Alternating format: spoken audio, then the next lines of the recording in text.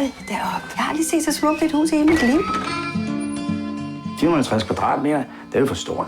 Forskellen på at bo sammen og ikke bo sammen, det er, at man kan mærke hinanden, man kan se hinanden, man kan høre hinanden. Ja, eller også bliver man et lille menneske af at bo småt.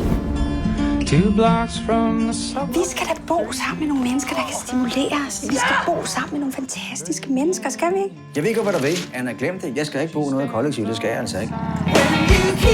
Det er sgu en morsom tanke at bo sammen med jer. Har du nogen penge? Det er hammer.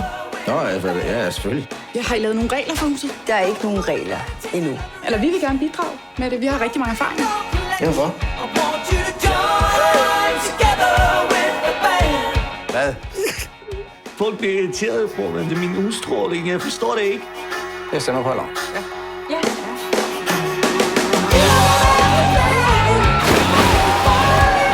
En opvaskemaskine. Hvorfor skal maskinerne komme over til mig?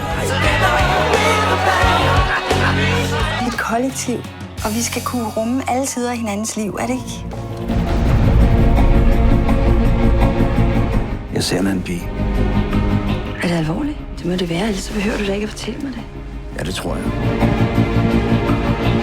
Ja, du skal gøre det, du skal gøre. Det, der føles rigtigt for dig. Men tag hende med. Jamen, så bytter vi værelser, så kan hun også være der. Hej. Du ligner jo en fransk kærlighedsfilm.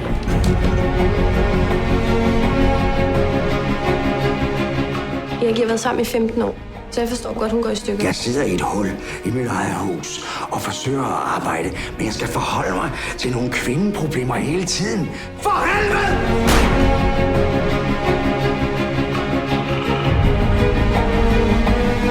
Nå, det første er resten af livet, tror jeg. I skal ikke bestemme, hvordan jeg skal leve mit liv. Det skal jeg ikke. Det er mit hus. Ja, men du har... Det er mit hus! Du har givet det her hus til fællesskabet, Erik.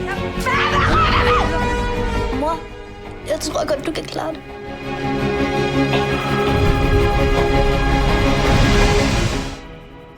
Hej, Erik. Hej, Anna. Så er det så langt.